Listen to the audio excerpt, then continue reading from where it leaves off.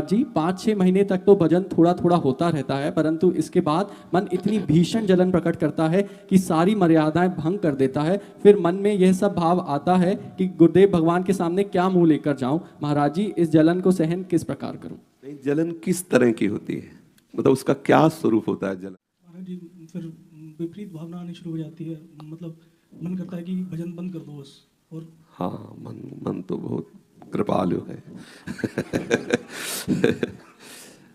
तो भजन और बढ़ाओ। जब मन कहे कि बंद कर दो तो कहो ठीक है और बढ़ाओ, रोज एक माला और बढ़ाओ। देखते हैं विजय किसकी होती है, उसकी नकारात्मक सोच की या भगवान नाम की। ये मरने से डरता है और आनंद की अनुभूति तभी होती है जब ये मरता है। मन मरने का तात्पर्य इच्छा रहित हो जाना, वासना रहित हो जाना। भोगों की इच्छा और वासना से रहित मन परमानंद का अनुभव करता है।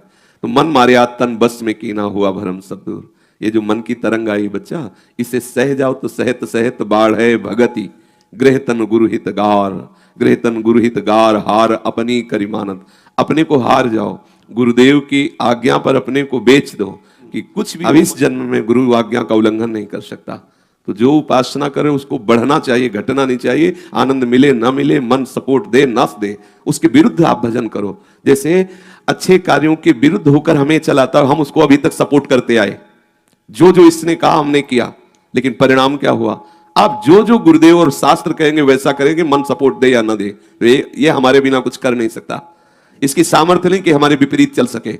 थोड़ी देर उड़ान बढ़ेगा, अगर हम अपनी जगह स्थित रहे तो लौट के हमारे पास आ जाएगा और ये हमको सपोर्ट करने लगेगा। इसलिए हारिए मत, इस जलन को सहन कर जाइए और भजन बढ़ाइए। दुश्मन फसाव में फंस गया है, इसीलिए वो जलन पैदा कर रहा है, इसलिए घबराहट पैदा कर रहा है। तुम्हें हारने की जरूरत नहीं, और भजन बढ़ा दो और मार उसके ऊपर चलाओ, जिससे वो बिल्कुल निर्बल होकर के प्रभु के चरणों में लग जाए। मन मार्या तन बस में कीना, मन ही मार तन हार के वृंदावन में गाज। मन के बिना मारे इस मन के हारे हार है, मन के जीते जीत। इसको परास्त कर दो तो ये जीत जाएगा। बस निरंतर नाम जपने का अभ्यास करो। भजन छोड़ दोगे तो बच्चा किस काम के रह जाओगे। ये फंसाता है, बहुत दुर्गति कर। देखो कितना गंदा है, ऐसे ऐसे गंदे कार्य करवा देता है कि लोक में निंदा होती है और परलोक में उसको दुर्गति प्राप्त होती है। इसी के द्वारा तो किए हैं, इसी के द्वारा तो ऐसे हमने कर्म किए जिनके परिणाम स्वरूप भयंकर रोग, भयंकर दंड और परलोक में नरक आदि को। ये सब इसकी चाल में मत फंसो। जो शास्त्र कह रहा है, जो गुरुदेव कह रहे हैं, यद्यपि ये विरोध करेगा, बहुत लंबी दूरी तक विरोध करेगा, पर आप निष्ठा में जपे रहे तो जो उपासना दी गई, जो मंत्र दिया कि हम जप करेंगे, हम ये पाठ करेंगे, हम ये सेवा करेंगे, फिर आप परिणाम में देखना बड़ा मोद। और यही मन है, देखो इस मन की पकड़ है। पहले ये कभी पूर्ण रूप से प्रभु में नहीं लग जाता, लेकिन जब ये लग जाता है तो हटना भी नहीं चाहता। जैसे आप लोग देख लीजिए, अगर ये 10 मिनट भजन करना स्वीकार कर लिया इसने, आपने इसको राजी कर लिया, तो उस 10 मिनट में जब कोई आपको टोकेगा, जब कोई काम बताएगा, जब कोई बात आएगी, तो आपका मन आपको जलाने लगेगा कि 10 मिनट तो मैं भजन करता हूं, क्यों यार 10 मिनट में हमें विक्षेप राजी हो गया। हम धीरे धीरे उसे फुसला के राजी कर ले। जैसे अड़ियल घोड़ा होता है ना, तो सवार उसको अपने अनुसार चलाता है। ये अड़ियल घोड़ा है, मन कहीं भी फंसा देगा, कहीं भी अड़ जाएगा। तो इसको ऐसी चाल फुसला के इसको भी फुसलाया जाता है। अब मन कह रहा है कि आज हमको अमुक पदार्थ चाहिए, तो अगर व्यवस्था है तो इसको करो जो धर्म युक्त हो। वही कह रहा है कि हमें गजक चाहिए, हाँ ठीक है, लाए तिल की गुड़ की जैसी मांग की, भोग लगाया और रख दिया, 5 माला जप लो भी पालो। अब वो लेगा, बार बार उचक के देखेगा, हो जाए। बस इसको चाल से फंसाना, ये हमें फंसा लिया है, अब हम इसको फंसाएंगे।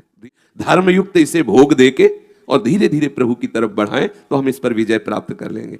एकदम रोक लो तो फिर अड़ियल घोड़ा गिरा देगा, पक्का गिरा देगा। इसीलिए युक्ति से इसको बस में किया जाता है मन को। इसीलिए सदगुरुदेव का वर्णन किया जाता है धीरे से, बहुत संभाल के, क्योंकि सवारी यही है, इसी के द्वारा हमारी यात्रा होनी, मन से ही तो यात्रा होनी। अब वो बिगड़ के बैठ गया, फिर क्या करेंगे? तो प्यार से, दुलार से, संभाल के, जितना जितना सहता जा रहा है उतना उतना कड़े से इसको बिल्कुल, उसको अगर 1 घंटा भजन का अभ्यास हो गया तो अगली बार वो कहे कि नहीं 40 मिनट भजन करेंगे तो गुंजाइश नहीं है।